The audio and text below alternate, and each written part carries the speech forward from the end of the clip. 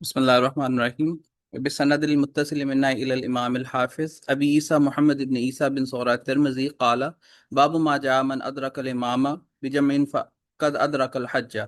وبه قال حدثنا محمد بن بشار قال حدثنا يحيى بن سعيد وعبد الرحمن بن مهدي قال حدثنا سفيان عن بكير بن عطاء عن عبد الرحمن بن يعمر أن ناسا من أهل نجد أتوا رسول الله صلى الله عليه وسلم وهو بعرفة فسألوه فأمر مناديا فنادى: الحج عرفة من جاء ليلة جمع قبل طلوع الفجر فقد أدرك الحج وأيام منها ثلاثة فمن تعجل في يومين فلا إثم عليه ومن تأخر فلا إثم عليه. قال محمد وزاد يحيى: وأردف رجلا فنادى به. وبه قال حدثنا ابن أبي عمر قال حدثنا سفيان بن عيينة عن سفيان الثوري عن بكير بن عطاء عن عبد الرحمن بن يعمر رضي الله عنه أن النبي صلى الله عليه وسلم نحوه بمعناه. قال وقال ابن أبي عمر قال سفيان بن عيينة وهذا أجود حديث رواه سفيان الثوري. قال أبو عيسى والعمل على حديث عبد الرحمن بن يعمر رضي الله عنه عند أهل العلم من أصحاب النبي صلى الله عليه وسلم وغيرهم أنه من لم يقف بعرفات قبل طلوع الفجر فقد فاته الحج ولا يجزي عنه إن جاء بعد طلوع الفجر ويجعلها عمرة وعليه الحج من قبل، وهو قول الثوري والشافعي وأحمد وإسحاق رحمه الله. وقد روى شعبان بكير بن عطاء نحو حديث الثوري وقال: وسمعت الجارود يقول سمعت وكيعا يقول وروى هذا الحديث فقال: هذا الحديث أم المناسك. وبه قال حدثنا ابن أبي عمر قال حدثنا سفيان عن داود بن أبي هند وإسماعيل بن أبي خالد وزكريا بن أبي زايدة عن الشعبي عن عروة بن مزرس بن أوس بن حارثة ابن اللایم الطائی رضی اللہ عنہ قال: اتیت رسول اللہ صلی اللہ علیہ وسلم بالمزدلفہ حين خرج الى الصلاة فقلت يا رسول الله اني جئت من جبل طيء اقللت راحلتي واتعبت نفسي والله ما تركت من جبل الا وقفت عليه فهل لي من حج؟ فقال رسول الله صلى الله عليه وسلم: من شهد صلاتنا هذه ووقف معنا حتى يدفع وقد وقف بعرفة قبل ذلك ليلا أو نهارا فقد تم حجه وقضى تفثه. قال ابو عيسى هذا حديث حسن صحيح. وفي نسخة الشيخ محمد فؤاد عبد الباقي والشيخ شعيب بن رانوات زيادة بعد قوله حديث حسن صحيح. قال قوله تفثه يعني نسكه، قوله ما تركت من جبل إلا وقفت عليه إذا كان من رمل يقال له ما تركت من حبل إلا وقفت عليه إذا كان من رمل يقال له حبل وإذا كان من حجارة يقال له جبل.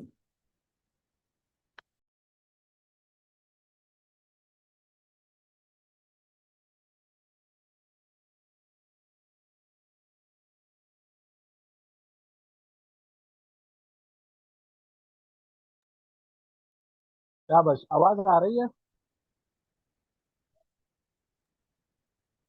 جی استاد جی آ رہی ہے. صحیح آ رہی ہے آواز؟ جی صاف ہے استاد جی آواز. جی، تو یہ باب ماجا من ادرک الامام بجمع فقد ادرک الحج، کہ جس نے امام کو مزدلفہ میں پایا تو اس نے حج کو ہے کہ کیا کر لیا، پا لیا. تو حضرت عبد الرحمن بن عامر سے روایت ہے کہ ان ناس من آل نجد، کہ آل نجد کے کچھ لوگ اتو رسول اللہ صلی اللہ علیہ وسلم، وہ نبی علیہ السلام کے پاس وہ بعرفہ، جبکہ آپ علیہ الصلوۃ والسلام عرفہ تھے. فسألوہ، تو انہوں نے آپ سے پوچھا. فأمر منادیا، تو آپ نے کسی منادی کو حکم دیا، یعنی آواز لگانے والے کو. فنادا، تو پھر اس نے آواز لگائی کہ الحج عرفہ، حج عرفات ہے. من جاء لیلۃ جمع، جو آدمی مزدلفہ والی رات آیا قبل طلوع الفجر، طلوع فجر سے پہلے پہلے، فقد ادرک الحج، اس نے حج کو پا لیا. پھر فرمایا ایام منا ثلاثۃ، منا کے 3 دن ہیں. فمن تعجل فی یومین، جس نے 2 دنوں میں جلدی کی، فلا اسم علیہ، تو اس پر کوئی گناہ نہیں. ومن تاخر، اور جس نے 1 دن مزید باقی گزارا، فلا اسم علیہ، تو اس پر بھی کوئی گناہ نہیں ہے. تو قال محمد وزاد یحییٰ واردف رجلا فنادى بھی، یعنی آپ نے پیچھے ایک آدمی بٹھایا.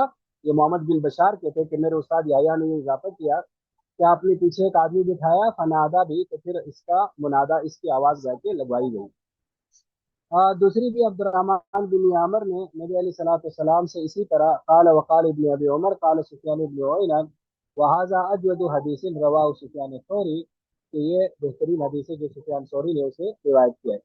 قال ابو عیسیٰ والعمل على حدیث عبد الرحمن بن عامر عند علی العالم من اصحاب النبی صلی اللہ علیہ وسلم وغیرهم انه من لم يقف بعرفات، کہ جس نے عرفات میں قیام نہیں کیا، وقوف نہیں کیا قبل طلوع الفجر، طلوع فجر سے پہلے فقد فات الحج، تو اس سے حج فوت ہو گیا۔ ولا یجزئ اور جائز نہیں ہے ان جاء بعد طلوع الفجر، اگر وہ طلوع فجر کے بعد آیا، ويجعلها عمرة، پھر وہ اسے عمرہ بنا لے، یعنی اب اس کا حج ختم ہو گیا، اب وہ اسے عمرہ کر لے۔ وعلی الحج من قابل، اور اگلے سال اس پر ایک حج ہوگا، وہ قول الثوری و شافی و احمد و اسحاق، وقد روى شعبہ عن بکیر بن عطا نحو حدیث الثوری وقال سمعت الجارود يقول سمعت وکیعا يقول وروى هذا الحديث فقال هذا الحديث ام المناسک، یہ حدیث مناسک کی اصل ہے، کہ اس میں مین وہ جو منسک ہے یا جو مین حج کا کام ہے وہ بتایا گیا۔ دوسری عروہ بن مزرس بن اوس بن حارثہ بن لا مطائی کہتے ہیں کہ اتیت رسول اللہ صلی اللہ علیہ وسلم بالمزدلفہ، میں نبی علیہ السلام کے پاس مزدلفہ میں حاضر ہوا، حين خرج الى الصلاة، جب آپ نماز کے لیے نکلے، فقلت، میں نے کہا رسول ان جئت من جبل طی، میں جبل طی سے آیا ہوں، اقللت راحلتی واتعبت نفسی، یعنی میں نے اپنی سواری پر کافی بوجھ ڈالا، اس پر بوجھ ڈالا اور اپنے آپ کو تھکا دیا۔ واللہ ما ترکت من جبل، میں نے کوئی پہاڑ نہیں چھوڑا، الا وقفت علیہ، مگر میں نے وہاں قیام کیا، وقوف کیا، فہل لی من حج، کیا میرا حج ہو گیا؟ تو نبی علیہ السلام نے فرمایا من شہد صلاتنا هذه، جو ہمارے اس نماز میں ہمارے ساتھ حاضر ہوا، وہ وقف معنا، اور ہمارے ساتھ اس نے وقوف کیا، حتی ندفع، یہاں تک کہ پھر ہم یہاں سے جائیں، وقد وقف بعرفہ، اور وہ عرفات میں بھی قیام کر چکا تھا، یہ ساری مزدلفہ کی بات ہو رہی ہے نا، وہ مزدلفہ میں آیا تھا، اور وہ اس سے پہلے عرفات میں بھی قیام کر چکا ہو رات کو یا دن کو، فقط تم حج ہو، تو اس کا حج مکمل ہو گیا۔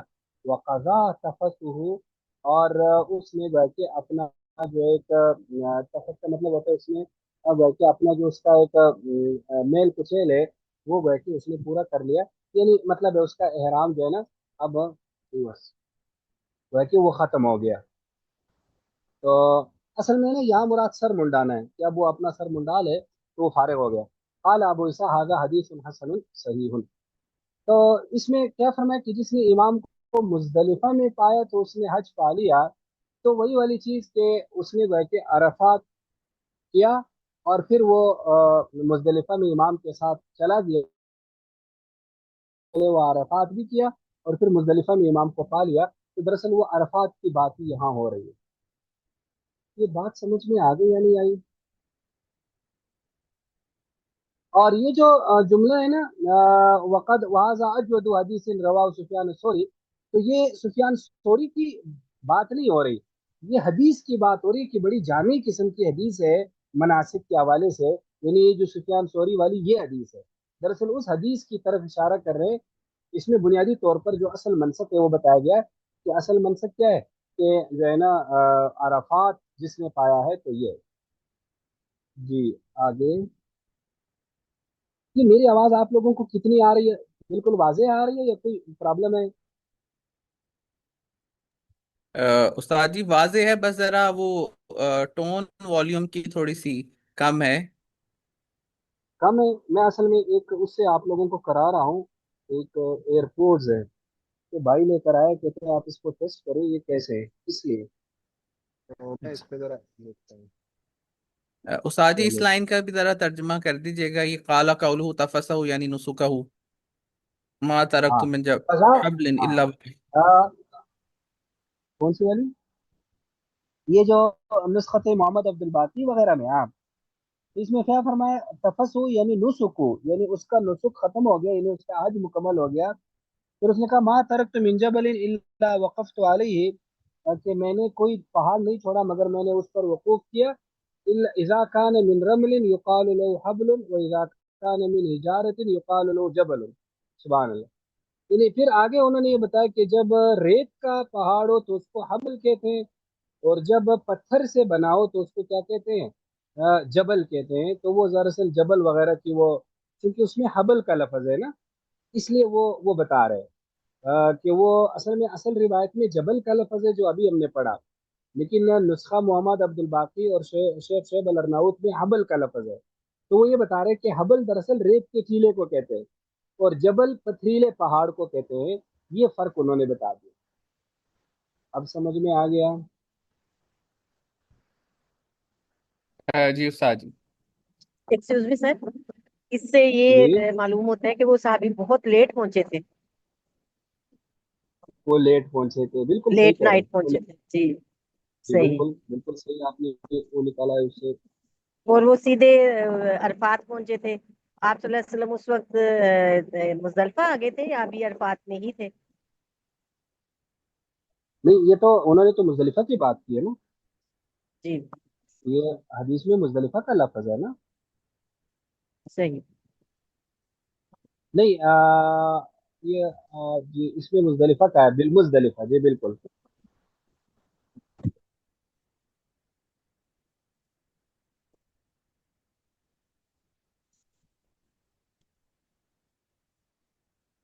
جی پڑھیں۔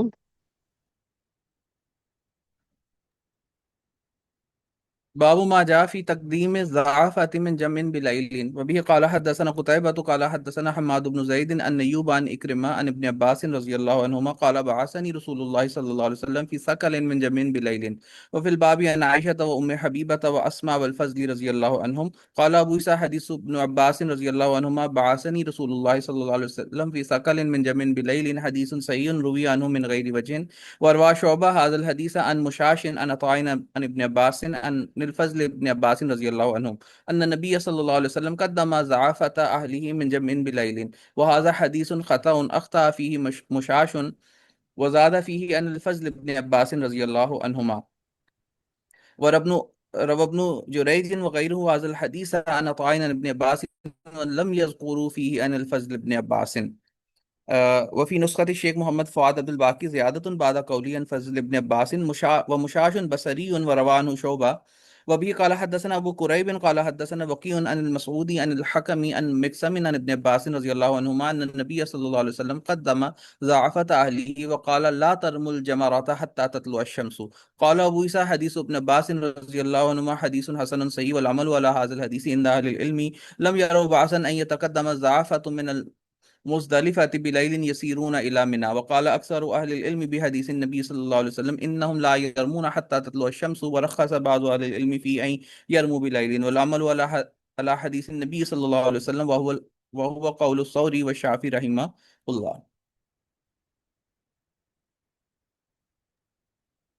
شاباش ماشاء اللہ۔ یہ زیادہ سلو تو نہیں ہے آواز؟ یہ زیادہ سلو ہے؟ کتنا سلو ہے؟ نہیں سر ٹھیک ہے۔ سلو تو نہیں، ڈیم ہے تھوڑی۔ دم ہے نا، تو اسی کو 1 منٹ میں ذرا اس کو اب آواز کیسی ہے؟ اب آواز کیسی ہے؟ اب بھی ڈیم ہے؟ آپ ٹھیک ہو؟ ہاں اب بہتر ہے سر۔ اب بہتر ہے، چلو جی ٹھیک ہے۔ تو یہ باب ہے، باب ماجا فی تقدیم ضعفتی من جمع بلیل، کہ ضعفہ کا مطلب ہوتا ہے جو کمزور لوگ ہیں، کمزور لوگوں سے مراد جیسے بچے، بوڑھے، خواتین، ان کو جلدی بھیجنا من جمع یعنی مزدلفہ سے بلیل رات کوئی ان کو پہلے بھیج دینا مینا کی طرف۔ تو حضرت ابن عباس فرماتے ہیں کہ بعثنی رسول اللہ علیہ وسلم فی ثقل من جمع بلیل، کہ نبی علیہ الصلوۃ والسلام نے مجھے بھیجا سامان کے ساتھ، یعنی سامان تھا من جمع مزدلفہ سے بلیل، رات کو ہی مجھے گویا کہ بھیج دیا تھا۔ کہاں بھیج دیا تھا؟ مینا کی طرف بھیج دیا تھا۔ ظاہر ہے مینا میں اگلے دن جاتے ہیں نا، اگلے دن یوم النحر ہوتا ہے، تو ان کو رات کو ہی بھیج دیا۔ وفی الباب عن عائشہ وام حبیبہ واسماء والفضل رضی اللہ عنہم قال ابو عیسیٰ حدیث ابن عباس بعثنی رسول اللہ فی ثقل من جمع بلیل حدیث صحیح روى عنه من غير وجه روي عنه من غير وجه. وروى شعبة هذا الحديث عن مشاش عن عطاء عن ابن عباس عن الفضل ابن عباس عن النبي صلى الله عليه وسلم قدم زعفة آلي من جمع بليل. وهذا حديث أخطأ في مشاش وزاد فيه عن الفضل ابن عباس. وروى ابن جريج وغيره هذا الحديث عن عطاء ابن عباس ولم يذكر فيه عن الفضل ابن عباس. یعنی اس میں فضل بن عباس کا جو واسطہ ہے یہ دراصل وہ غلطی بتا رہے ہیں، اور دوسری بھی یہی ہے کہ عن ابن عباس ان نبی صلی اللہ علیہ وسلم قدم ضعفت علی وقال لا ترموا الجمرة حتى تطلع الشمس. ان کو بھیج تو دیا تھا منا، لیکن فرمایا ابھی جمرہ عقبہ یعنی بڑے شیطان کو کنکریاں نہ مارو یہاں تک کہ سورج طلوع نہ ہو جائے، ظاہر اس کا وقت سورج طلوع ہونے کے بعد. قال ابو عیسیٰ حدیث ابن عباس حدیث حسن صحیح والعمل على هذا الحديث عند اهل العلم لم يروا باسا ان يتقدم ضعفة من المزدلفة بليل، کہ وہ کمزور لوگوں کو پہلے بھیج دیا جائے مزدلفہ سے رات کوئی، یسیرون الی منا، کہ وہ منا کی طرف چلے جائیں. وقال اکثر اهل العلم بحدیث نبی صلی اللہ علیہ وسلم انهم لا يرمون حتى تطلع الشمس، ورخص بعض عالم في ان يرموا بليل والعمل على حدیث نبی صلی اللہ علیہ وسلم وقول الثوری والشافعی. یعنی بعض لوگ کہتے ہیں کہ رات کوئی رمی کر سکتے ہیں، لیکن اکثر اہل علم کہتے ہیں کہ نہیں، دن کو کریں گے. دیکھو حج کے بارے میں آتا ہے کہ حج میں 6 واجبات ایسے ہیں جو عذر کی وجہ سے ساقط ہو جاتے ہیں. 6 کام ایسے ہیں. نمبر 1، طواف زیارت جو ہے یہ پیدل کرنا واجب ہے، لیکن اگر عذر ہو تو پھر سوار ہو کر سکتے ہیں، کچھ واجب نہیں ہوگا. دوسرا ہے وقوف مزدلفہ واجب ہے، لیکن عورتیں، بچے اور بوڑھے یا عذر والے لوگ وہ وقوف مزدلفہ چھوڑ سکتے ہیں. اور تیسرا ہے جو حج میں جو سعی ہوتی ہے صفا مروہ کے درمیان، یہ پیدل کرنا واجب ہے، مگر بیماری کی وجہ سے سوار ہو کر سکتے ہیں. چوتھا یہ ہے کہ طواف زیارت جو ہے نا، طواف زیارت کا دن ہے یوم النحر، اور اگلا دن اور اس سے اگلا دن یعنی 12 ذی الحجہ کے سورج غروب ہونے تک ہے. لیکن جو خواتین عذر کی حالت میں ہو، حیض و نفاس کی حالت میں ہو، تو وہ اس سے مؤخر کر سکتے ہیں، وہ ان پر کوئی چیز واجب نہیں ہے. پانچویں چیز ہے کہ حاجی پر طواف وداع بھی واجب ہے، یعنی جو رخصتی والا طواف ہے آخری میں جو کرنا ہے. لیکن اگر روانگی کے وقت کوئی خاتون حیض یا نفاس کی حالت میں ہو تو بھی اس پر وہ طواف وداع پھر واجب نہیں ہے. اسی طرح احرام کھولنے کے لیے ظاہر ہے آپ کو پتہ ہے سر کے بال منڈوانا یا اس کو چھوٹے کروانا یہ واجب ہے. لیکن اگر ایک آدمی کے سر پر بال ہی نہیں ہے، یا اسی طرح سر میں کوئی ایسا زخم ہو کہ کوئی چھری وغیرہ یا کینچی وغیرہ پھیر ہی نہیں سکتا، تو پھر وہ واجب نہیں ہے. تو وقوف مزدلفہ میں بھی یہی ہے کہ رات کو بھیج سکتے ہیں. اگرچہ وقوف یہاں رات تو مزدلفہ میں کرنا ہے، وقوف مزدلفہ کا ٹائم صبح ہوتا ہے، لیکن بہرحال جب رات کو ہی منا بھیج دے تو رات بھی چلی گئی اور وقوف مزدلفہ بھی چلا گیا، تو اس میں کرنے میں کوئی حرج نہیں ہے. اگر واقعی کوئی عذر ہو یا پتہ ہو صبح رش ہو جائے گا پھر پہنچ نہیں پائیں گے، تو پھر اس طرح سے کر سکتے ہیں. جی آگے.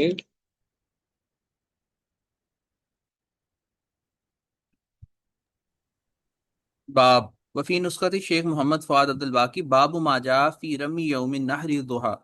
وبه قال حدثنا علي بن خشرم قال حدثنا عيسى بن يونس عن ابن جريج عن ابي زبير عن جابر رضي الله عنه قال كان النبي صلى الله عليه وسلم يرمي يوم النحر ضحى واما بعد ذلك فبعد زوال الشمس. قال ابو عيسى هذا حديث حسن صحيح والعمل على هذا عند اكثر اهل العلم انه لا يرمي بعد يوم النحر الا بعد الزوال. کابش باب. حضرت جابر فرماتے کہ کان نبی صلی اللہ علیہ وسلم یرمی یوم النحر ضحن، کہ آپ علیہ السلام نے نہر والے دن جو رمی کی تھی ضحن وہ چاشت کے وقت کی تھی. وہ اما بعد ذالک، اور اس کے بعد جو اگلے دنوں کی رمی ہے فبعد زوال الشمس، وہ زوال الشمس کے بعد کی تھی یعنی زور کے بعد. قال ابو اسحاق هذا حديث حسن صحيح والعمل على هذا عند اکثر العالم انه لا يرمي بعد يوم النحر الا بعد الزوال. دیکھو جو 10 ذی الحجہ کو پہلے شیطان کو، جو بڑا شیطان ہے جس کو جمرہ عقبہ کہا جاتا ہے، جب اس کو رمی کی تو اس کا وقت صبح صادق سے شروع ہوتا ہے، لیکن عام طور پر طلوع فجر کے بعد اس کو، طلوع شمس کے بعد اس کو کیا جاتا ہے. اور چاش کے وقت آپ علیہ السلام نے بہرحال رمی کی تھی، اور باقی جو 3 دن میں رمی کی تھی وہ زوال کے بعد ہے. تو گویا کہ باقی دنوں میں رمی کا وقت زوال سے شروع ہوتا ہے اور اگلی دن کی صبح صادق سے پہلے پہلے تک رہتا ہے. تو یوم النحر کے اور باقی دنوں کے رمی میں یہ فرق ذہن میں رکھنا ہوگا. جی آگے. باب ما جاء أن الإفاضة من جمع قبل طلوع الشمس. وبه قال حدثنا قتيبة قال حدثنا أبو خالد الأحمر عن الأعمش عن الحكم عن مقسم عن ابن عباس رضي الله عنهما أن النبي صلى الله عليه وسلم أفاض قبل طلوع الشمس.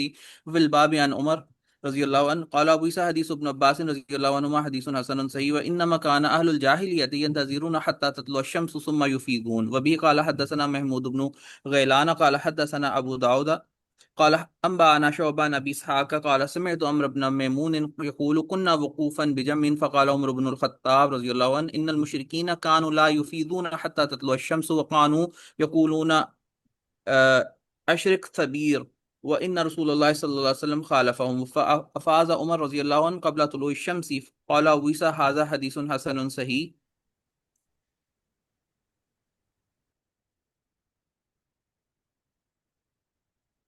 शाबाश माशाल्लाह। देखो ये बाब है, बाब माजा अन्नल इफाजत मिन जमीन, कि मुजदलिफा से जो वापसी है कबल तुलू शम्स, वो सूरज तुलू होने से पहले पहले होगी। तो हजरत इब्न अब्बास रज़ियल्लाहु अन्हु फरमाते हैं नबी अलैहिस्सलाम अफाज कबल तुलू शम्स, सूरज तुलू होने से पहले पहले आप मुजदलिफा से निकल पड़े। वो फिलबाब अन उमर काल अबू ईसा हदीस इब्न अब्बास हदीस हसन सहीह।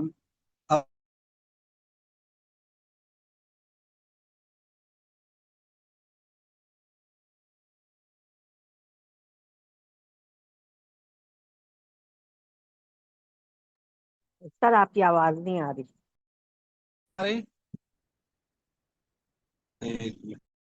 जी, तो ये बाबू माजा अन्नल इफाजत मिन जमीन कबल तुलू शम्स, के जो मुजदलिफा से जाना है ना, वो तुलू शम्स से पहले पहले निकलना होगा। तो हजरत इब्न अब्बास रज़ी अल्लाह तआला अन्हु की हदीस है अन्न नबी अलैहि सलाम अफाज, नबी अलैहि सलातो सलाम जो थे आप लौटे थे कबल तुलू शम्स, तुलू शम्स से पहले पहले। और वफिल बाब अन उमर काल अबू ईसा हदीस इब्न अब्बास हदीस हसन सहीह व इन्नमा कान अहलुल जाहिलिया, जो जाहिलियत वाले क्या करते थे, यंतज़िरून, वो मुंतजिर रहते थे, हत्ता ततलु शम्स, यहाँ तक कि सूरज तुलू होता, सुम्मा युफीजून, फिर वो चल पड़ते। तो आगे उसकी वो तसरी बता रहे हैं, तफसील बता रहे हैं कि समेत उमर बिन मैमून यकूलो, वो कहते कुन्ना वकूफन बिजमिन, हम मुजदलिफा में ठहरे थे। फ़क़ाल उमर बिन ख़त्ताब, तो उमर बिन ख़त्ताब रज़ियल्लाहु अन्हु फरमाया इन्नल मुशरिकीन कानू, मुशरिकीन जो थे ला युफीजून, वो नहीं चल पड़ते थे यहाँ तक कि सूरज तुलू होता। तो वो कहते थे अशरिक सबीर, अशरिक सबीर। अशरिक सबीर का मतलब होता है वो सबीर पहाड़ था उनके आगे या पीछे जहाँ वो उन्होंने वकूफ किया हुआ था। तो वो कहते थे सबीर पर जैसी धूप पड़ती थी ना, तो वो फिर चल पड़ते थे, इसलिए वो कहते थे रोशन हो जाओ सबीर, रोशन हो जाओ सबीर, यानी जैसी उस पर धूप पड़ेगी तो हम यहाँ से चल पड़ेंगे। वो इन रसूल सल्लम खालफुम, नबी अलैहि सलाम ने उनकी मुखालफत की। फाफाज उमर कबल तुलू शम्स, तो हजरत उमर भी सूरज के तुलू होने से पहले पहले चल पड़े। काल अबू ईसा हादा हदीस हसन सहीह। तो हुक्म भी यही है कि सूरज तुलू होने से कुछ देर पहले मुजदलिफा से भाई के हाजी चल पड़ते हैं। जी आगे। बाबू मा जा अन्नल जिमार लती तुरमा मिस्लु हसल खज़फी। वबी क़ाल हदसना मोहम्मद इब्न बशार क़ाल हदसना यहया इब्न सईद अल-क़त्तान क़ाल हदसना इब्न जुरैज अन अबी ज़ुबैर अन जाबिर रज़ियल्लाहु अन्हु क़ाल रअयतु रसूलुल्लाह सल्लल्लाहु अलैहि वसल्लम यरमिल जिमारा बिमिस्लि हसल खज़फी। विल बाबी अन सुलेमान इब्न अमर इब्न अल-अहवस अन उम्मिही व हिय उम्मु जुंदबिन अज़दिया अल-अज़दिया व इब्न अब्बास व फज़ल इब्न अब्बास व अब्दुर्रहमान इब्न उस्मान अत-तैमी व अब्दुर्रहमान इब्न मुआज़ रज़ियल्लाहु अन्हुम अजमईन। क़ाल अबू ईसा व हाज़ा हदीसुन हसनुन सहीह व हुवा अल्लज़ी इख्तारहु अहलुल इल्मी अन तकूनल जिमारु अल्लती तुरमा बिहा मिस्ला हसल खज़फी। ये जिमार यानी जिस जिमार यानी जिसको मारना है, अल्लती तुरमा, जिसको कंकरी से मारना है, मिसलो हजल खज़फ, वो खज़फ जैसी जो है ना कंकरी होनी चाहिए। खज़फ कहते थे उंगलियों के दरमियान किसी पत्थर को रखकर फेंकना, या दूसरे लफ्जों में गुलेल के अंदर जो रख कर की जाती है। तो एक मुनासिब सी कंकरी जो ना बहुत बड़ी हो ना बहुत छोटी हो, तो उसको खज़फ कहते थे। तो आगे हदीस भी है कि हजरत जाबिर रज़ी अल्लाह अन्हु फरमाते हैं मैंने नबी अलैहि सलाम को देखा यरमिल जिमारा, आप वो शैतान को कंकरियां मारते थे, बिमिसली हासिल खज़फ, खज़फ जैसी कंकरी के बराबर जैसी कंकरी से। तो आगे काल अबू ईसा आज़ादी सुनन सहीन वल्लज़ी इख्तार अलैहि मन तकून अल जिमार अल्लती तुरमा बिहा मिस्ला हज़िल खज़फ।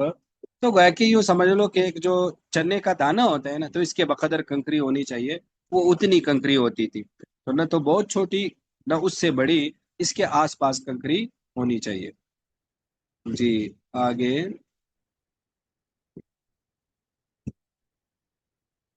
باب ما جاء في الرمي بعد زوال الشمس. وبه قال حدثنا احمد بن عبدة الزبي البصري قال حدثنا زياد بن عبد الله عن الحجاج عن الحكم عن مكسم عن ابن عباس رضي الله عنهما قال كان رسول الله صلى الله عليه وسلم يرمي الجمار اذا زالت الشمس. قال ابو عيسى هذا حديث حسن. یہ آپ لوگوں کو تھوڑا سا اندازہ ہو رہا ہے کہ امام ترمذی بڑی ترتیب سے لے کے چل رہے ہیں نا. وہ حج کا ایک پورا طریقہ جو ہے نا وہ ابواب کی شکل میں آہستہ آہستہ لے کے چلا رہے ہیں، تو اس میں غور کر رہے ہیں. تو اب رمی جمار سے متعلق ابواب باندھ رہے. تو حضرت ابن عباس رضی اللہ عنہ فرماتے ہیں کہ نبی علیہ السلام نے جمار کو رمی کی تھی، یعنی کنکریاں ماری تھی اذا زالت الشمس، جب سورج کا زوال ہوتا ہے. یہ باقی دنوں کی رمی کی بات کر رہے ہیں، پہلے دن کی نہیں. قال ابو عیسیٰ ھذا حدیث حسن. جی آگے. باب ما جاء في رمي الجمار راكبا. وفي نسخة الشيخ محمد فؤاد عبد الباقي والشيخ شعيب رنود باب ما جاء في رمي الجمار راكبا وماشيا. وبه قال حدثنا احمد بن منين قال حدثنا يحيى بن زكريا ابن ابي زايدة قال حدثنا حجاج عن الحكم عن مكسم عن ابن عباس رضي الله عنهما ان النبي صلى الله عليه وسلم رمى الجمرة يوم النهر راكبا. وفي الباب عن جابر وقدامة بن عبد الله وام سليمان بن عمرو ابن الاحوص رضی اللہ عنہم اجمعین. قال ابو عیسیٰ حدیث ابن عباس رضی اللہ عنہما حدیث حسن والعمل علیہ عند بعض اہل العلم واختار بعضهم ان يمشي الى الجمار. وفي نسخة الشيخ محمد فؤاد عبد الباقي والشيخ شعيب رنود زيادة بعد قوله يمشي الى الجمار. وقد روي عن ابن عمر رضی اللہ عنہما عن النبي صلی اللہ علیہ وسلم انه كان يمشي الى الجمار. ووجه الحديث عندنا أنه ركب في بعض الأيام ليقتدى به في فعله. وكلا الحديثين مستعمل عند أهل العلم. وبه قال حدثنا يوسف بن عيسى قال حدثنا ابن نمير عن عبيد الله النافع عن ابن عمر رضي الله عنهما أن النبي صلى الله عليه وسلم كان إذا رمى الجمار مشى إليه ذاهبا وراجعا. قال أبو عيسى هذا حديث حسن صحيح وقد روى بعضهم عن عبيد الله ولم يرفع. والعمل على هذا عند أكثر أهل العلم. وقال بعضهم يركب يوم النهر ويمشي في الأيام التي بعد يوم النهر. قال أبو عيسى وكأن من قال هذا إنما أراد اتباع النبي صلى الله عليه وسلم في فعله لأنه إنما روي عن النبي صلى الله عليه وسلم أنه ركب يوم النهر حيث ذهب يرمي الجمار ولا يرمي يوم النهر إلا جمرة العقبة. شابش. یہ باب ہے باب ما جاء فی رمی الجمار راکبا، کہ سوار ہو کر کنکریاں مارنا. بعض نسخوں میں یہاں ماشین کا بھی لفظ ہے، دیکھو یہاں آیا ہے نا پیچھے نیچے محمد فؤاد عبد الباقی و شیخ شعیب الرنود فی رمی الجمال راکبا و ماشین، کہ سوار ہو کر کنکریاں مارنا، و ماشین یا پیدل ہو کر. تو حضرت ابن عباس رضی اللہ تعالیٰ عنہما سے روایت ہے کہ نبی علیہ السلام نے رمل جمرہ اپنی کنکریاں ماری تھی نار والے دن راکباً سوار ہو کر. وفی الباب عن جابر وقدامہ بن عبداللہ و مسلمان بن عمرو بن الحوص قال ابو عیسیٰ حدیث ابن عباس حدیث حسن صحیح. اور عمل اسی پر ہے. بعض اہل علم کیا واختار بعض نے اختیار کیا یمشی الی الجمار، کہ پیدل جمار کی طرف چلا جائے. وہ وجہ الحدیث عندنا، جو آپ علیہ السلام نے پھر سوار ہو کر کیا اس کی وجہ یہ ہے انہ رکب فی بعض الایام، کہ کچھ دنوں میں یعنی کچھ اوقات میں آپ سوار ہو کر کوئی کام کرتے تھے حج میں، لیقتدا بی فی فعلی، تاکہ آپ کے فعل کی اقتدا کی جائے، یعنی لوگ آپ کو دیکھ سکے. وکیل الحدیثین مستعمل عند اہل العلم، اور یہ دونوں حدیثیں اہل علم کیا استعمال ہوتی ہیں. اور دوسری اب ابن عمر رضی اللہ تعالیٰ کے نبی علیہ السلام کا نظار عمل جمار، جب آپ جمار کو کنکریاں مارتے مشائل ذائبن، تو پیدل چلتے جاتے ہوئے، وراجن اور لوٹتے ہوئے. قال ابو عیسیٰ ھذا حدیث حسن صحیح وقد رواه بعضهم عن عبید اللہ ولم يرفع. والعمل على هذا عند اکثر اہل العلم. وقال بعضهم يركب يوم النار، کہ یوم النار والے دن تو سوار ہو کر کریں، ويمشي في الايام التي بعد يوم النار، اور باقی دنوں میں پیدل چل کر جو یوم النار والے دن کے بعد پھر رمی جمار کریں. قال ابو عیسیٰ وکان من قال هذا، کہ جنہوں نے یہ کہا ہے ان کا گویا کہ مقصد یہ ہے کہ اراد اتباع النبی صلی اللہ علیہ وسلم فی فعلی، کہ نبی علیہ السلام کے فعل میں اتباع ہے، کیونکہ آپ نے یوم النار والے دن سوار ہو کر رمی کی تھی. لأنه انما روی عن النبی صلی اللہ علیہ وسلم انه رکب یوم النار، کہ آپ یوم النار والے دن سوار ہوئے تھے، حیث ذهب یرمی الجمار، جب آپ رمی جمار کی طرف گئے تھے. ولا یرمى یوم النار الا جمرۃ العقبہ، اور یوم النار والے دن صرف جمرہ عقبہ کو گویا کہ کنکریاں ماری جاتی ہے. دیکھو یہ جو جمار اور جمر کا لفظ ہے یہ ذہن میں رکھنا، یہ خود پتھر کو کہتے ہیں، ٹھیک ہے. تو پھر ان کے نام ہے جو ہے نا، جو بڑا شیطان ہے جس کو بڑا شیطان کہا جاتا ہے اس کو جمرہ عقبہ ہے اصل میں. تو وہ اس دن گویا کہ آپ علیہ السلام نے سوار ہو کر کیا تھا. تو پیدل ہو کر بھی کر سکتے ہیں۔ آپ علیہ السلام کا انہوں نے وجہ بتا دی کہ آپ لوگوں کو دکھانے کے لیے آپ نے سوار ہو کر کیا تھا تاکہ لوگ سمجھ سکیں کہ ان کو کنکریاں کیسے مارنی۔ جی آگے۔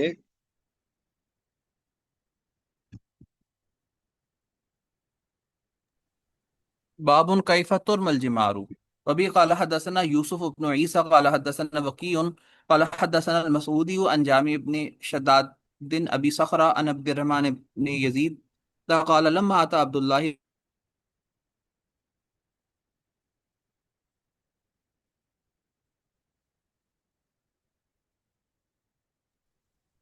زبیر بھائی آپ کی آواز نہیں آ رہی۔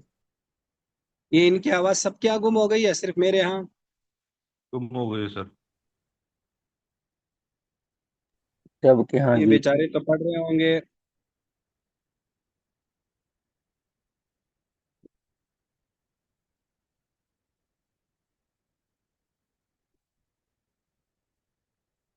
جی اب اس میں کیا ہے؟ جی میں پڑھتا ہوں۔ بسم اللہ الرحمن الرحیم۔ سعد متصلم من جی العلم جی حافظ یعنی ابن ایک منٹ، محمد ان کی بات آدھی تو نہیں رہی؟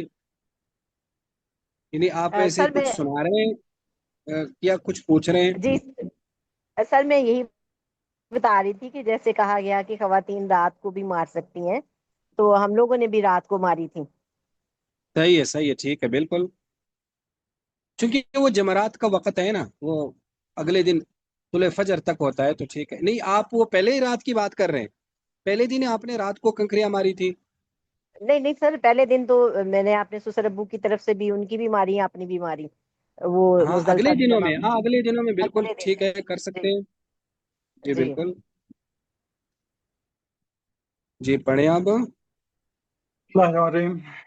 بسند متصلم من العلم حافظ ابی عیسیٰ محمد بن عیسیٰ بن سورۃ الترمذی رحمہ اللہ تعالی قال باب كيف ترمي الجمار وبه يقول حدثنا يوسف بن عيسى قال حدثنا وكيع قال حدثنا المسعودي عن جامع بن شداد ابي صخرة عن عبد الرحمن بن يزيد قال لما اتى عبد الله رضي الله عنه جمرة العقبة استبطن وادي واستقبل الكعبة وجعل يرمي الجمرة على حاجبه الايمن ثم رمى بسبع حصيات يكبر مع كل حصاة ثم قال والله الذي لا اله غيره من ها هنا رمى الذي انزلت عليه سورة البقرة وبيقول حدثنا حناد قال حدثنا وكيع عن المسعودي بهذا الاسناد نحوه قال وفي الباب عن الفضل بن عباس وابن عمر وجابر رضي الله تعالى عنهم قال ابو عيسى حديث ابن مسعود رضي الله تعالى عنه حديث حسن صحيح والعمل على هذا عند اهل العلم يختارون ان يرمي الرجل من بطن الوادي بسبع حصيات ويكبر مع كل حصاة وقد رخص بعض اهل العلم ان لم يمكنه ان يرمي من البطن الوادي رمى من حيث قدر عليه وان لم يكن في بطن الوادي وبيقول حدثنا نصر بن علي الجهزمي وعلي بن خشرم قال حدثنا عيسى بن يونس عن عبيد الله بن ابي زياد عن القاسم بن محمد عن عائشة رضي الله عنها عن النبي صلى الله عليه وسلم قال انما جعل رمي الجمار والسعي بين الصفا والمروة لإقامة ذكر الله قال ابو عيسى هذا حديث حسن صحيح۔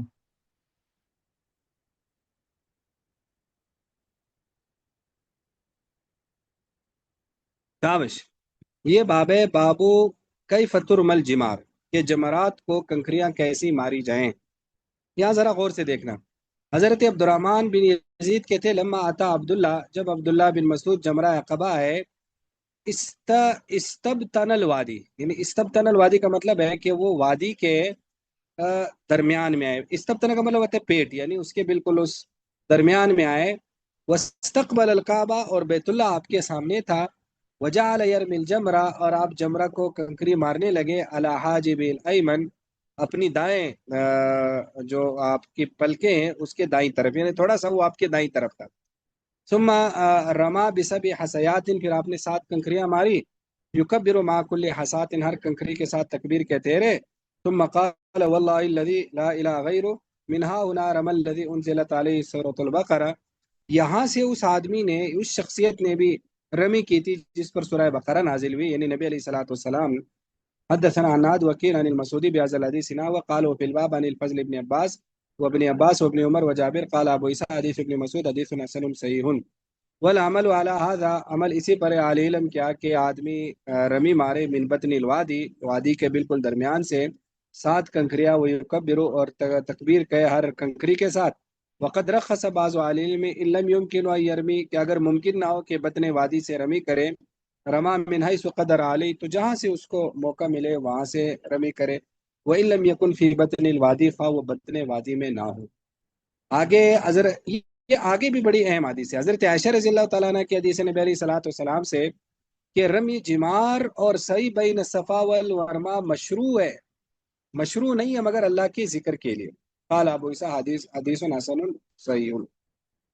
پہلے اسی آخری حدیث کو دیکھیں جو حضرت عائشہ کی ہے، آتی ہے کہ جو دو عمل کیے جاتے ہیں، صفا اور مروہ کے صحیح کرنا، کیونکہ اس میں بھی تکبیر کہا جاتا ہے نا، ذکر کیا جاتا ہے۔ ایک رمی الجمار، جمرات کو جو کنکریاں ماری جاتی ہے اس میں بھی اللہ اکبر کہا جاتا ہے۔ تو اس کی بنیادی حکمت اللہ کا ذکر ہے، بنیادی حکمت اللہ کا کیا ہے؟ ذکر ہے۔ اب سوال یہ کہ اللہ کا ذکر تو ویسے بھی کیا جاتا ہے، پھر اس عمل کے لیے کیوں کیا گیا؟ یہ عمل کیوں متعین کیا گیا؟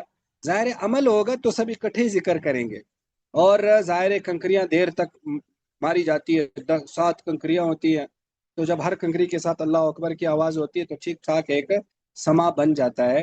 اور اسی طرح سائی میں بھی یہی ہے۔ تو بنیادی مقصد ان کا ذکر اللہ ہے، یہ کوئی فالتو کام نہیں ہے کہ بھئی بلا وجہ کا کنکریاں مار رہے ہیں، بنیادی وجہ اس کی کیا ہے؟ ذکر اللہ ہے۔ ہاں، کچھ تاریخی روایات میں یہ بات آتی ہے کہ جب حضرت ابراہیم علیہ السلام حضرت اسماعیل علیہ السلام کو لے کے جا رہے تھے تو شیطان نے 3 بار آپ کو روکا، تو آپ نے ہر بار ان کو کنکریاں ماری۔ تو مینا میں یہ عمل اسی کی نقل کے لیے کیا جاتا ہے۔ تو گویا کہ یہ جو شیطان کو کنکریاں مارنا ہے ضروری نہیں، اب یا تو یہ پھر ثابت کرنا ہوگا کہ اسی جگہ پر ہی حضرت ابراہیم علیہ السلام نے ان کو کنکریاں ماری ہوگی، یا پھر ایسا لگتا ہے کہ کنکریاں تو مینا میں ماری ہوں گی کسی بھی جگہ، لیکن اس کی یادداشت کے لیے ایک جگہ مقرر کی گئی۔ تو گویا کہ دراصل یہ نہیں ہے کہ وہاں کوئی شیطان ہے، یعنی وہ جو جراتے ہیں وہاں کوئی شیطان ہے اور اس کو مارا جاتا ہے، ایسا نہیں ہے۔ یعنی ہمارے عوام میں تو اس طرح کے اس کی انٹرپریٹیشن کی جاتی ہے نا، کوئی شیطان ویتان وہاں نہیں ہے، اصل تو یہاں کنکریاں ماری جاتی ہے اللہ کے ذکر کے لیے۔ دوسرا، اس عمل کی یادداشت کے لیے یا اس کی کاپی کرنے کے لیے جب ہم کنکریاں مارتے ہیں تو گویا کہ ہم یہ عملی طور پر اللہ کو یہ بتانا چاہتے ہیں کہ یا اللہ ہم بھی ابراہیم علیہ السلام کی طرح شیطان کو اپنے سے دور کر رہے ہیں، کہ شیطان جو ہے نا وہ گویا کہ ہماری اس طرف نہ آ جائے۔ تو وہ جو جمرات ہے وہ شیطان کی تمثیل نہیں ہے، یہ بات ذہن میں رکھنا۔ کسی زمانے میں یہ کچھ ملحدین تھے تو انہوں نے یہ بات کہی تھی کہ دیکھو، اگر جو بڑے بڑے مینارے تم لوگوں نے کھڑے کیے مینا میں، اگر وہ شیطان کو پریزنٹ کر سکتے ہیں، ریپریزنٹ کر سکتے ہیں، اس کے نمائندے بن سکتے ہیں، یا اس کی وہ کہ نمائندگی کر سکتے ہیں، تو پھر اللہ کی نمائندگی بت کیوں نہیں کر سکتا؟ تو پھر بت کو بھی اللہ کی نمائندگی دے دیں۔ تو وہاں وہ جمرات یا وہ جگہ کوئی شیطان کی نمائندگی نہیں ہے۔ ظاہر کنکریاں کسی ایک ہی طرف مارنی ہوگی نا، ایسا تو نہیں ہے کہ آج ہی سارے ایک دوسرے پر مارے۔ تو ایک جگہ متعین کرنی ضروری ہے تنظیم کے لیے، یا یوں سمجھ لو مینجمنٹ کے لیے، تاکہ نقصان بھی نہ ہو اور ایک جگہ ہو، فوکس ہو نا۔ تو اس فوکس کے لیے اس طرح کا ایک ترتیب طے کیا گیا۔ یہ کوئی شیطان نہیں ہے، نہ شیطان کو مارا جاتا ہے۔ ہاں، عملی طور پر اس کا اظہار ہے کہ ہم شیطان کو کنکریاں مار رہے ہیں، یعنی عملاً پریکٹیکلی ایک اعلان ہے کہ جو ہے نا ہم شیطان کو ایسی دور کریں گے، لیکن باقاعدہ شیطان کو کنکریاں نہیں ماری جاتی۔ ایک تو یہ بات ذہن میں رکھنا۔ دوسری جو پہلی حدیث ہے، جو عبداللہ بن مسعود والی حدیث ہے، یہاں امام ترمذی رحمہ اللہ کی اس حدیث میں شراح نے لکھا ہے کہ تھوڑی سی غلطی ہے، امام ترمذی کی اس حدیث میں تھوڑی سی غلطی ہے۔ آپ میں سے کسی کے پاس بخاری شریف ہے؟ بخاری شریف تو یقیناً ہوگی۔ جی جی ہے سر۔ آپ بخاری شریف کی 1748 حدیث کھول سکتے ہیں؟ 1748 حدیث، میں سر ایک منٹ۔ ہاں ظاہر اسی کے آس پاس ہی حدیث ہوگی۔ سر ہم تو اس لیے مارتے ہیں نا کہ آپ صلی اللہ علیہ وسلم نے ماری تھی، تو سنت ہے یہ حضرت ابراہیم کی، آپ صلی اللہ علیہ وسلم کی۔ بالکل، یعنی ہم تو سنت کے طور پر مارتے ہیں، لیکن ظاہر ہے نبی علیہ السلام نے کیوں ماری تھی؟ تو وہ کہ وہ ان کے عمل کی جو پیچھے ایک حکمت ہے، ٹھیک ہے، اس کی بات ہو رہی ہے۔ یہ آپ نے بخاری شریف شیئر کر دیا؟ آپ اس کو تھوڑا سا بڑا کر دیں اور آپ 1748 نمبر حدیث پہ جائیں. 1748. سر یہ بعض آپ لوگ نا چار وہاں پہ جوتے بھی مارتے ہیں. جی جی کیا ہے؟ میں نے کہا بعض لوگ اتنے پرجوش ہوتے ہیں کہ وہ کنکریوں کی بجائے جوتے مار رہے ہوتے ہیں شیطان کو. ہاں بس یہ ظاہر ہے اس طرح سے ہوتا ہے. ٹھیک ہے پرجوش ہونا چاہیے لیکن یہ جوش پھر باقی زندگی میں بھی رکھنا چاہیے نا. تو وہاں کوئی شیطان نہیں ہے. بس خلاصہ کو ہے کہ اس کا یہ 1748 آ گیا نا. اب اس حدیث کو ذرا بڑا کر دیں. بڑا کر دیا. اب آپ اس کو دیکھیں اس میں الفاظ کیا ہیں. یہی حدیث بیانی جو امام ترمذی نے نقل کی ہے. ٹھیک ہے انہوں نے ابراہیم سے, انہوں نے عبد الرحمن بن یزید سے, انہوں نے عبداللہ سے انو ان تائل الجمر الکبرا کہ جب وہ جمرہ کبرا کے پاس پہنچے پھر کیا ہوا. انو جعل البیت عن یسارہ. دیکھو کہ بیت اللہ ان کے بائیں طرف تھا. ادھر ترمذی شریف کی حدیث میں آ رہا ہے کہ بیت اللہ ان کے سامنے تھا. تو یہاں غلطی ہے. ترمذی شریف کی حدیث میں غلطی ہے. دراصل یہ بتانا مقصد ہے امام بخاری کی حدیث ٹھیک ہے کیونکہ وہاں جو پوزیشن بنتی ہے انسان کی, اگر وہاں وہ کھڑا ہو جائے بطن وادی سے تو بیت اللہ سامنے ہو ہی نہیں سکتا. جو بیت اللہ ہے وہ گویا کہ آپ کے دائیں بائیں ہوگا. تو آپ نے کعبہ کو اپنی بائیں طرف کر دیا تھا اور مینا کو دائیں طرف کر لیا تھا. تو یوں گویا کہ پوزیشن بنی تھی. یہ غلطی بس صرف آپ کو دکھانی تھی. یہ بات آپ نے ذہن میں رکھنی ہے. تو کبھی اس طرح کی غلطیاں بھی راویوں سے ہوتی ہے جو ظاہر ہے پھر بعد میں دوسرے راوی ان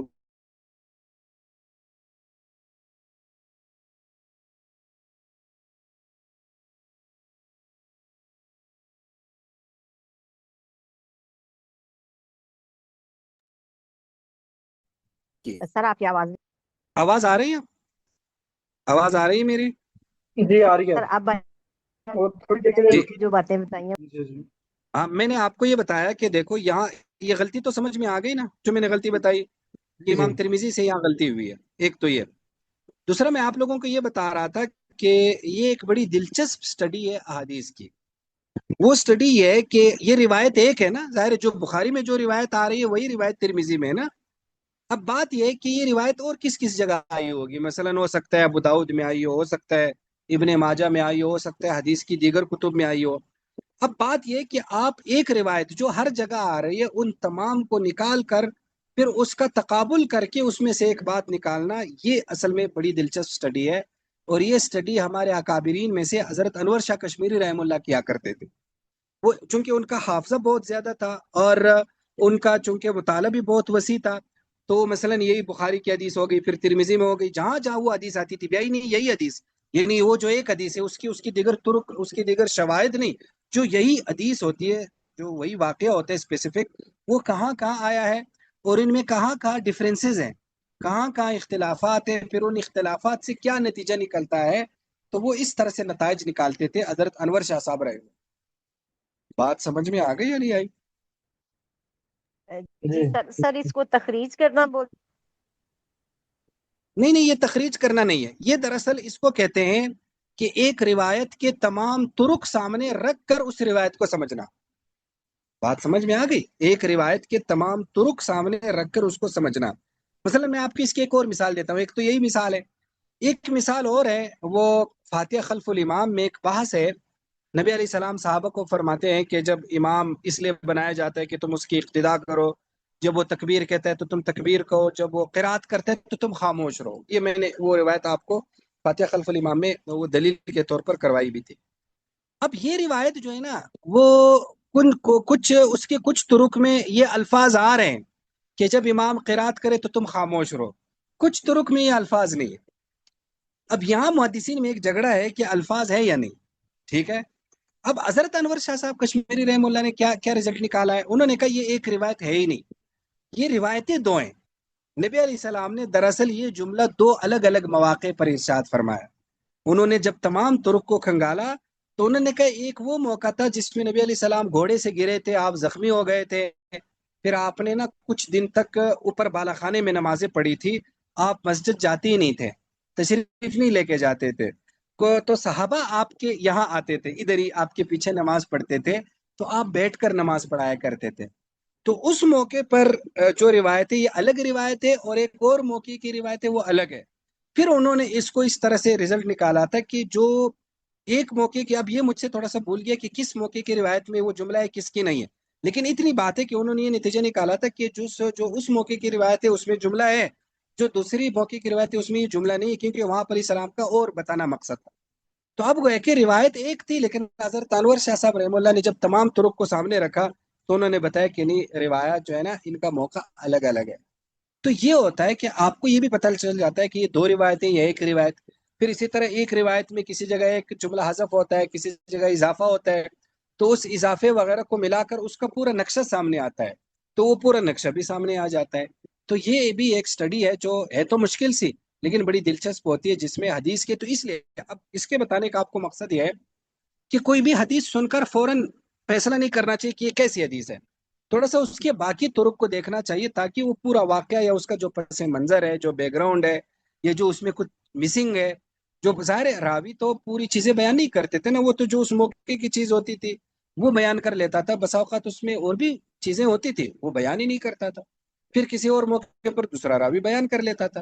تو اس لیے اس طرح سے احادیث کو سب کو سامنے رکھ کر احادیث سمجھنی چاہیے، جو پھر پوری حدیث سمجھ میں آ جاتی. اب بات سمجھ میں آ گئی یا نہیں؟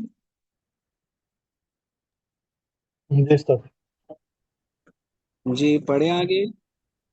بسم الله الرحمن الرحيم. باب ما جاء في كراهية طرد الناس عند رمي الجمار. وبه يقول حدثنا أحمد بن مني قال حدثنا مروان بن معاوية عن أيمن بن نابل عن قدامة بن عبد الله رضي الله عنه قال رأيت النبي صلى الله عليه وسلم يرمي الجمار على ناقته ليس ضرب ولا طرد ولا إليك إليك. یہ وفي ان کی آواز آپ کے یہاں بھی آہستہ ہو گئی ہے صرف میرے یہاں؟ جی آہستہ ہے. آواز ٹھیک ہے سر. ليس ضرب ہماری طرف ولا سے ٹھیک طرد ہے. ولا إليك إليك. اب ٹھیک ہے جی استاد انشاء اللہ. تھوڑا سا اور کلیئر کریں. وفي الباب عن عبد الله بن حنظلة رضي الله تعالى عنه قال أبو عيسى حديث قدامة بن عبد الله رضي الله تعالى عنه حديث حسن صحيح وإنما يعرف هذا الحديث من هذا الوجه وهو حديث حسن صحيح وأيمن بن نابل هو ثقة عند أهل الحديث. شاباش. میری آواز آ رہی ہے؟ جی سر. میری آواز آ رہی ہے؟ جی سر آ رہی. میری جی آواز سر آپ جی. لوگوں کو آ رہی ہے؟ جی جی. جی. آ رہی ہے جی آپ کی یہ بات. باب ماجا فی کراہیت طرد الناس کہ جی کہ مکروہ ہے لوگوں کو ہٹانا یا دھکے دینا ان درم الجمار، جمار کو کنکریاں مارتے ہوئے. تو قدامہ بن عبداللہ کہتے ہیں میں نے نبی علیہ الصلوۃ والسلام کو دیکھا، آپ جمرات کو کنکریاں مار رہے تھے علی ناقتی، اپنی اونٹنی پر. لیس ضرب ولا طرد، نہ کسی کو مارا گیا تھا نہ کسی کو کوئی دھکا دیا گیا تھا. ولا الیک الیک، نہ یہ تھا کہ دور ہو جا دور ہو جا. الیک الیک کا مطلب ہوتا ہے دور ہو جا دور ہو جا، یعنی جس کو کہتے ہیں ہٹو بچو دور ہو جاؤ سائڈ پہ ہو جاؤ. اس طرح کی آوازیں نہیں تھی، بڑے آرام سے آپ کنکریاں مار رہے تھے. آپ کے ارد گرد صحابہ تھے، تو کوئی اس طرح کا پروٹوکول سسٹم نہیں تھا کہ آپ کے لیے الگ راستہ بنایا گیا ہو، آپ سے لوگوں کو دور کیا گیا ہو. تو بہت ہی ایک نارمل عام لوگوں کی طرح آپ نے بھی کنکریاں ماری اور باقی لوگ بھی کنکریاں مار رہے تھے. سبحان اللہ. تو آگے وہ فی الباب عن عبداللہ بن حنظلہ رضی اللہ عنہ قال ابو عیسیٰ حدیث قدامہ بن عبداللہ حدیث حسن صحیح وإنما يعرف هذا الحديث من هذا الوجه وهو حديث أيمن بن نابل وهو ثقة عند أهل الحديث. دیکھیں بڑی عجیب حدیث ہے، یعنی نبی علیہ الصلوۃ والسلام کی مکمل اتباع بڑی مشکل ہے نا. یعنی آپ اندازہ کریں حجۃ الوداع ہے، 1,00,000 سے زیادہ صحابہ ہے، اور آپ علیہ الصلوۃ والسلام اپنی آخری عمر میں کتنے کمزور ہیں، اس کے باوجود آپ علیہ السلام کے لیے کوئی اسپیشل بندوبست ہے ہی نہیں. بات سمجھ میں آ رہی یا نہیں آ رہی؟ تو کتنا یعنی آپ علیہ الصلوۃ والسلام کتنا عجیب و غریب شخصیت کے مالک تھے. یعنی کیا ہم میں سے آج کل کا جو مذہبی طبقہ ہے مثلا، کیا وہ اس چیز کو فالو کر سکتا ہے؟ آپ بتائیں، کہ اس چیز کو فالو کر سکتا ہے کبھی ہمارا نہیں. مذہبی طبقہ؟ نہیں کر کبھی سکتا نہیں. نا. ہاں تو گویا مشکل کہ ہے. ہاں نہیں سر. کبھی نہیں نا. تو کتنی بڑی بہت مشکل ہے. لیکن آپ علیہ الصلوۃ والسلام کا بسا اوقات انسان سوچتا ہے تو عقل سے بھی ماورا آپ کی شخصیت ہوتی ہے یعنی آپ وہ چیزیں بھی نہیں لیتے تھے جو بہت ہی سمپل ہے لینے میں. یعنی صحابہ کرام آپ کے لیے اگر الگ راستہ بنا لیتے، جگہ بنا لیتے، تو کیا مسئلہ تھا؟ لیکن اس کے باوجود آپ علیہ السلام اتنا زیادہ امت کے اس درجے پر آ کر نیچے آ کر آپ امت کے ساتھ جو گویا کہ زندگی گزارتے تھے، جو بہت ہی مشکل ہے اور بہت ہی عجیب و غریب ہے. جی آگے. بسم الله الرحمن الرحيم. باب ما جاء في الاشتراك في البدنة والبقرة. فبيقول حدثنا قتيبة قال حدثنا مالك بن أنس عن أبي زبير عن جابر رضي الله تعالى عنه قال نهرنا مع رسول الله صلى الله عليه وسلم عام الحديبية البقرة عن سبت والبدنة عن سبت. وفي الباب عن ابن عمر وابي هريرة وعائشة وابن عباس رضي الله تعالى عنهم. قال أبو عيسى حديث جابر رضي الله تعالى عنه حديث حسن صحيح والعمل على هذا عند أهل العلم من أصحاب النبي صلى الله عليه وسلم وغيرهم يرون الجزور عن سبت والبقرة عن سبت وهو قول سفيان الثوري والشافعي وأحمد. وروي عن ابن عباس عن النبي صلى الله عليه وسلم أن البقرة عن سبات والجزور عن عشرة وهو قول إسحاق. واحتج بهذا الحديث وحديث ابن عباس إنما نعرفه من وجه واحد. وبيقول حدثنا الحسين بن حريث وغير واحد قالوا حدثنا الفضل بن موسى عن حسين بن واقد عن الباب بن أحمر عن إكرمة عن ابن عباس رضي الله عنهما قال كنا مع النبي صلى الله عليه وسلم في سفر فحضر الأضحى فاشتركنا في البقرة 7 وفي الجزور 10. قال أبو عيسى هذا حديث حسن غريب وهو حديث حسين بن واقد.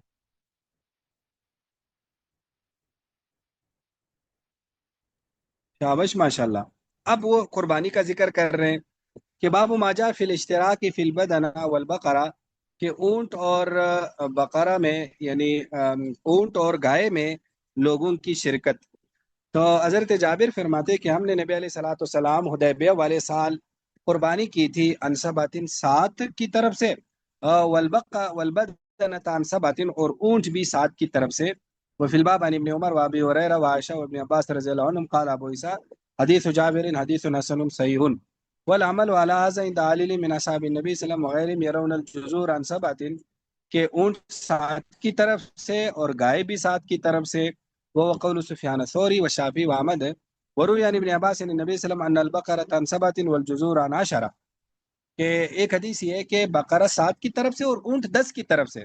وہ قول اسحاق واحتج بهذا الحدیث، لیکن ابن عباس کی جو یہ حدیث ہے یہ ایک طرق سے گویا کہ مروی ہے، اسی میں یہ الفاظ ہیں، ورنہ تو اس میں آگے انہوں نے اس کا ذکر کر دیا کہ یہ حسین بن واقد کے طریق سے کہ کنہ مع نبی صلی اللہ علیہ وسلم فی سفر، ہم نبی علیہ السلام کے ساتھ سفر میں تھے. فحضر الاضحیٰ، تو عید الاضحیٰ کا وقت ہو گیا، عید الاضحیٰ آ گیا تو ہم بقرہ میں 7 شامل ہو گئے، وفی الجزور 10 اور اونٹ میں 10.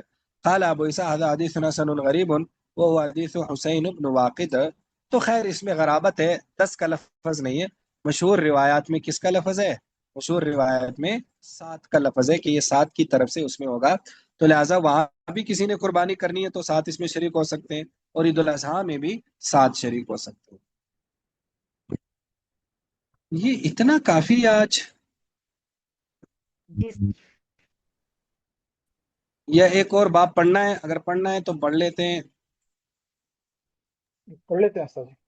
بسم الله الرحمن الرحيم. باب ما جاء في پڑھیں. إشعار البدن. وبه يقول حدثنا أبو كريب قال حدثنا وكيع عن هشام الدستوائي عن قتادة عن أبي حسان الأعرج عن ابن عباس رضي الله عنهما أن النبي صلى الله عليه وسلم قلد نعلين وأشار الهدي في الشق الأيمن بذي الحليفة وأمات عنه الدم. وفي الباب عن المسور بن مخرمة رضي الله عنه قال أبو عيسى حديث ابن عباس رضي الله عنهما حديث حسن صحيح وأبو حسان الأعرج اسمه مسلم.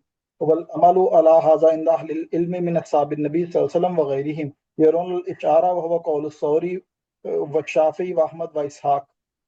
قال سمعت يوسف بن عيسى يقول سمعت وكيعا يقول حين روى هذا الحديث قال لا تنظروا إلى قول أهل الرأي في هذا فإن الإشعار سنة وقولهم بدعة. قال سمعت أبا السائب يقول كنا عند وكيع فقال لرجل ممن ينظر في الرأي أشعر رسول الله صلى الله عليه وسلم ويقول أبو حنيفة هو مسلى. قال الرجل فإنه قد روي عن إبراهيم النخعي أنه قال الإشعار مسلى. قال فرأيت وكيعا غضبا شديدا وقال أقول لك قال رسول الله صلى الله عليه وسلم وتقول قال إبراهيم ما حقك بأن تحبس ثم لا تخرج حتى تنزي عن قولك هذا. शाबाश। ये वो जगह है जिसमें इमाम अबू हनीफा रहमुल्लाह का नाम आया है। तिरमिजी शरीफ में अगर आपसे कोई पूछे, शायद मैंने तिरमिजी के शुरू में बताया भी था ना, एक इस जगह पर नाम आया इमाम अबू हनीफा रहमुल्लाह का। एक किताबुल इलल में वो एक रावी पर तबसरा करते हुए इमाम अबू हनीफा रहमुल्लाह का नाम लेते हैं। ठीक है, तो लिहाजा ये कहना तो बिल्कुल सही नहीं होगा अकलन भी और वैसे भी, कि उनको शायद इमाम अबू हनीफा रहमुल्लाह का पता ही नहीं था इसलिए उनका नाम नहीं लेते मज़ाहिब में। तो देखो, अगर पता ना होता तो यहाँ तो इमाम साहब का नाम आ रहा है, लेकिन एक इस वो जगह को बड़ा मौजू उछाला वाली जाता है हदीस क्योंकि में ये भी थोड़ा था सा ना, जहाँ जुराबों का जिक्र था, मेरे ख्याल वहां पे क्या भी जिक्र था, मौजों या जुराबों पे मसा का किधर जिक्र था वहाँ। एक जगह जहाँ मसाल अल खुफैन में जुराबों का जो जिक्र था, वहां पे भी नाम आया था इमाम अबू हनीफा का, कि वो आखिरी उम्र में उन्होंने कहा था, इस तरह की नकल थी वो। पता नहीं, मुझे तो याद नहीं है वहां आया था। अच्छा, जी जी, मेरा ख्याल आया था, मैं देखता हूँ दोबारा। ये थोड़ा सा देखना फिर मुझे बताना, ठीक है। जी ठीक है। तो वह कि एक तो इस जगह पर इमाम अबू हनीफा रहमुल्लाह का नाम आया है, जरा इसको देखते हैं फिर हम एक बात करते हैं। ये बाब है बुदुन के इशार के बारे में। देखो, इशार का क्या मतलब है? इशार का मतलब होता है, पुराने जमाने में जाहिर है लोग घरों से हदी के जानवर साथ लेके जाते थे, ठीक है। अब इशार का मतलब होता है कोई अलामत लगाना, ताकि पता चले कि ये कुर्बानी, ये हज का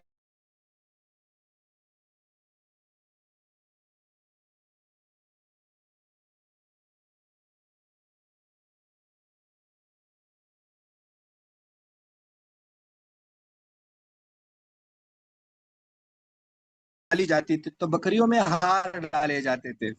कोई किसी खास चीज का ना हार बनाकर बकरियों को पहना देते थे, वो तो बकरियों का इशार था, तो उसको कहते थे कलादा।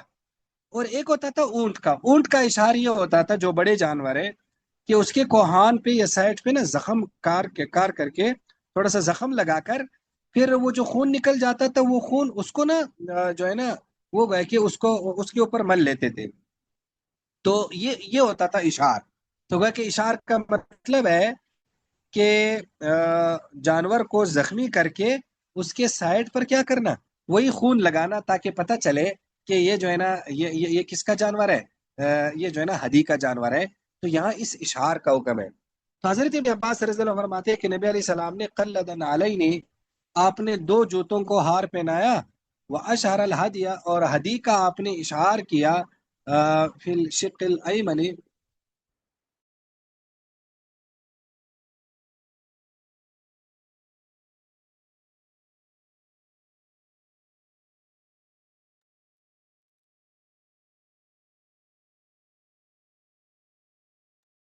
जी।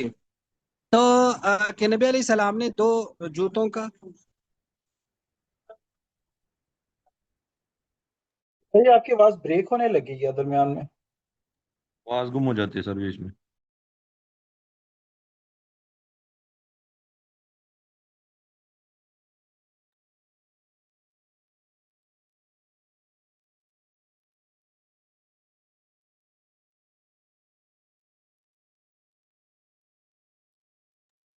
अब आवाज आ रही है? मैं थोड़ा सा वो बात कर रहा था किसी से। तो जी अब आ रही है। हजरत इब्ने अब्बास के फरमाते हैं कि नबी अलैहि सलाम ने कल्लदन अलैनी, दो जूतों का आपने वो कलादा हार बनाया, यानी हार पहनाया। वो अशर अल हदिया, और हदी का आपने इशार किया, फिर शिक्ल अयमन, बाईं दाईं तरफ में, बिजुल हुलैफा, जुल हुलैफा में, व अमात अन हुद्दम, और फिर आपने क्या किया, गोया कि वो जो खून था वो फिर आपने थोड़ा सा पूंछ डाला, यानी थोड़ा सा जो ज्यादा खून था वो गोया कि दूर भी किया। तो जख्म तो ज़ाहिर है फिर भी नजर आता है, तो इस तरह से आपने किया। قال أبو عيسى حديث ابن عباس حديث حسن سعيد وأبو حسان الأعرج اسمه مسلم والعمل على هذا عند عليل من أصحاب النبي صلى الله عليه وسلم وغيرهم يرون الإشارة کہ इशार भी करना चाहिए। वो कौल सौरी व शाफी व अहमद व इसाक। قال वो कहते हैं समीत यूसुफ इब्न ईसा यकूल समीत वकीअन। देखो, इमाम वकी बहुत बड़े मुहद्दिस गुजरे हैं, और इमाम वकी इमाम अबू हनीफा रहमुल्लाह के मजहब पर थे। ये बात आपने ज़हन में रखना। इमाम वकी जर्रा जो है ना, उनको लोग हनफी कहा करते थे। तो कहते मैंने वकी से सुना, वो जब उन्होंने ये हदीस रिवायत कर दी, تو انہوں نے کہا لا تنظروا الی قول اہل رائے، اہل رائے کے قول کی طرف مت دیکھو اس سلسلے میں، فإن الاشعار سنت، کیونکہ اشعار سنت ہے اور ان کا قول بدعت ہے۔ اب ان کا کیا قول ہے وہ آگے آ رہا ہے، کہتے ہیں میں نے سنا ابو صاحب سے، وہ کہتے تھے کنا عند وکی، ہم وکی کے ہاں تھے، فقال رجل، تو ایک آدمی نے کہا مما ينظر فی الرائے، وہ ان لوگوں میں سے تھے جو رائے میں دیکھتے تھے، یعنی وہ فقہا میں سے تھے، یا اصحاب الرائے عام طور پر اس زمانے میں حنفیوں کو کہا جاتا تھا۔ تو اس نے کہا کہ اشارہ رسول اللہ علیہ وسلم کہ نبی علیہ السلام نے تو اشار کیا، وہ یقول ابو حنیفہ وہ مسلح، لیکن امام ابو حنیفہ رحمہ اللہ فرماتے ہیں یہ مسلح ہے۔ مسلح کا مطلب ہوتا ہے شکل بگاڑنا، تو یہ دراصل جانور کی شکل بگاڑنے والی بات ہے کہ اس کو زخمی کرنا ہے، اس کو بگاڑنا ہے، یہ ٹھیک نہیں ہے۔ قال الرجل، تو ایک آدمی نے کہا کہ ابراہیم نخی سے مروی ہے کہ ان الاشار مسلح، کہ اشار مسلح ہے، شکل بگاڑنے والی بات ہے۔ تو وہ آدمی کہتے ہیں فرائیت وکیل، میں نے وکی کو دیکھا بہت زیادہ غصے ہو گئے، وقال، اور کہنے لگے اقول لک قال رسول اللہ علیہ وسلم، میں تمہیں کہتا ہوں نبی علیہ السلام نے فرمایا، وتقول، اور تم کہتے ہو قال ابراہیم، ابراہیم کہتے ہیں، یعنی تم نبی علیہ السلام کے حدیث کے مقابلے میں ابراہیم نخی کو پیش کر رہے ہیں۔ تو پھر انہوں نے کہا کہ ما احق کا،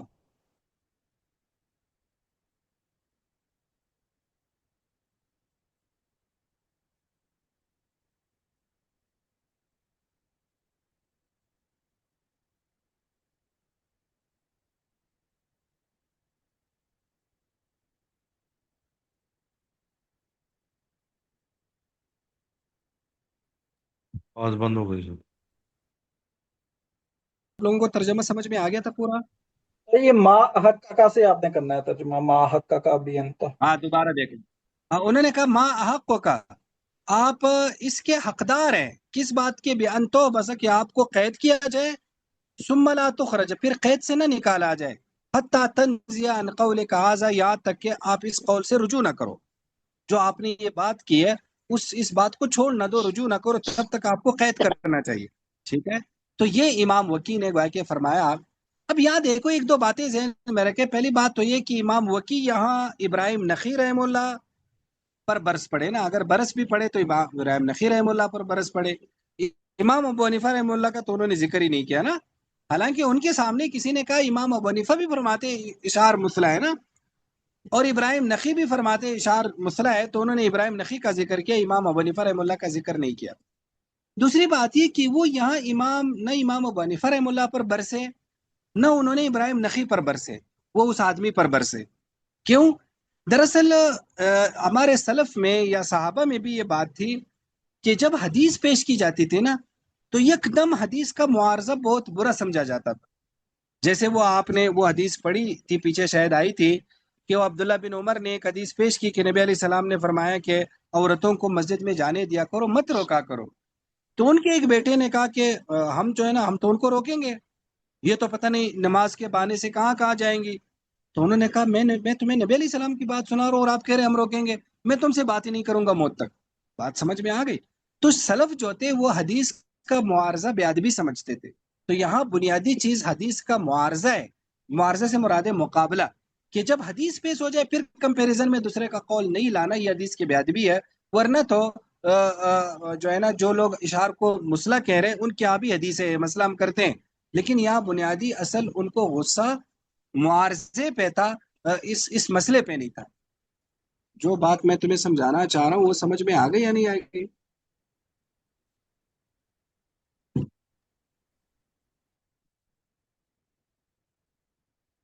ہلو، جی سر جی آگے سمجھ۔ شابش۔ اب آ جائے اشار کی طرف۔ دیکھو اشار جو ہے نا امام ابو حنیفہ رحمہ اللہ کی طرف یہ منسوب ہے کہ اشار مسلح ہے، یہ مکروہ ہے، اشار کرنا مکروہ ہے، حدیث میں آ رہا ہے کہ نبی علیہ السلام نے اشار کیا تھا۔ تو اس کے دو جواب ہے، ایک جواب تو یہ ہے کہ بعض لوگ کہتے ہیں امام صاحب کو شاید یہ حدیث نہیں پہنچی ہوگی، ظاہر ہے وہ بھی کوئی ایسے تو نہیں نا کہ ہر حدیث ائمہ تک پہنچتی تھی، بسا اوقات بعض احادیث ان تک نہیں پہنچ پاتی تھی، تو یا تو اس لیے، لیکن صحیح قول یہ ہے کہ دراصل امام ابو حنیفہ رحمہ اللہ نے ہر اشعار کو مسلح نہیں کہا، مکروہ نہیں کہا۔ دراصل ان کے زمانے میں لوگ اشعار میں بہت زیادہ مبالغہ کرتے تھے، اونٹوں کو بہت زیادہ زخمی کرتے تھے جس سے ان کو بہت تکلیف ہوتی تھی، تو انہوں نے اپنے زمانے کے اشعار کو مسلح اور بدعت کہا ہے، مطلق اشعار نہیں کہا۔ تو نبی علیہ السلام تو تھوڑا بہت کرتے تھے، لیکن ظاہر ہے لوگ تو پھر اس میں مبالغہ کرتے ہیں، تو لوگوں نے بہت مبالغہ شروع کر دیا، تو انہوں نے اس خاص جو ان کے زمانے میں اشار ہوتا تھا اس کو مسلح کہا ہے، مکروہ کہا ہے، مطلق اشار کو مسلح اور مکروہ نہیں کہا۔ اب بات سمجھ میں آ گئی یا نہیں آئی؟ جی استاد جی جی اتنا کافی آج۔ جی استاد جی شکریہ جی۔ تو یہ امام ابو حنیفہ رحمہ اللہ کا دیکھ لیں، ویسے میرے ذہن میں نہیں ہے کتاب کہ جوربین الطہارت کے میں ہے مسئلے میں ان استاد کا جی، ذکر، جرابوں کے اوپر مسئلے میں میں ڈھونڈ کے وہ کرتا ہوں شیئر۔ تو ذرا دیکھیں۔ چلو جی ٹھیک ہے، السلام علیکم ورحمۃ اللہ۔ وعلیکم السلام ورحمۃ اللہ۔